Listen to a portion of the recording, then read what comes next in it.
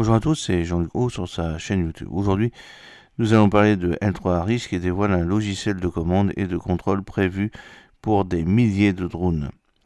Les dirigeants de l'entreprise ont déclaré que les démonstrations actuelles ont permis de gérer avec succès un nombre de drones à 2 chiffres et ils s'attendent à ce que se dépasse 100, bien entendu.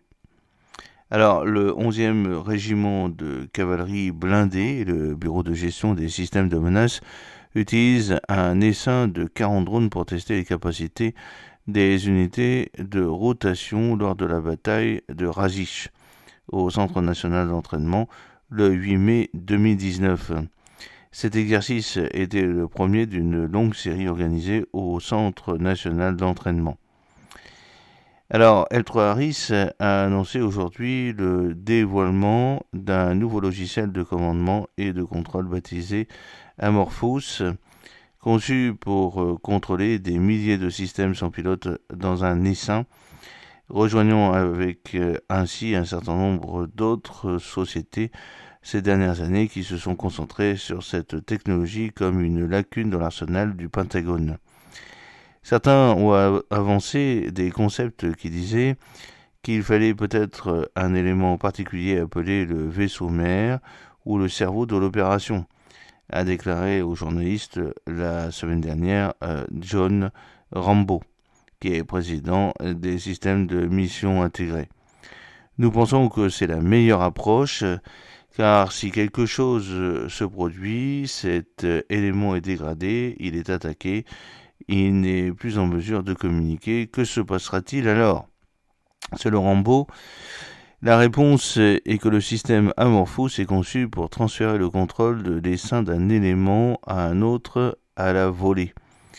Toby Mashing, vice-président du programme d'autonomie, a ajouté que l'idée derrière un essaim sans chef est que l'utilisateur envoie des instructions, par exemple effectuer une recherche dans la zone à chaque élément de l'essaim, mais que les drones déléguaient intelligemment les tâches entre eux.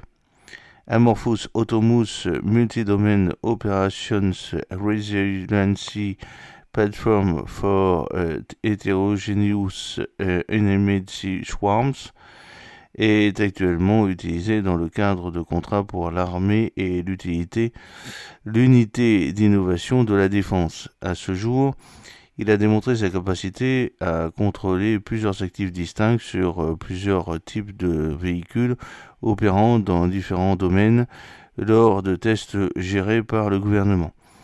Interrogé sur la taille de l'essaim contrôlé par Amorphous jusqu'à présent, Meising a déclaré que le nombre le plus élevé était à 2 chiffres et qu'il pensait qu'il dépasserait bientôt 100.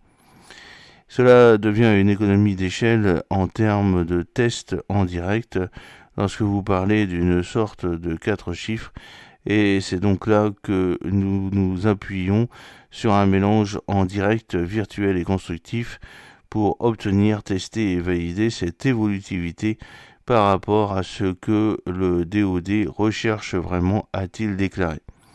Rambo et Metzing ont reconnu que leurs produits rejoignaient un champ de concurrents déjà très dense. En effet, des entreprises telles que HII et le géant suédois de la défense Saab, entre autres, se sont récemment lancées dans le développement de logiciels axés sur le commandement et le contrôle de systèmes sans pilote.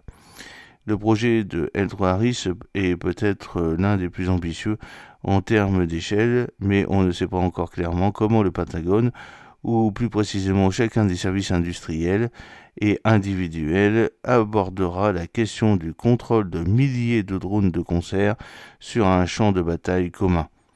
J'espère que cette petite vidéo vous a plu. N'oubliez pas de cliquer sur le pouce pour la promouvoir, de vous abonner si ce n'est pas encore fait, de partager cette vidéo sur vos réseaux sociaux. À très bientôt, fidèlement, Jean-Luc Haut.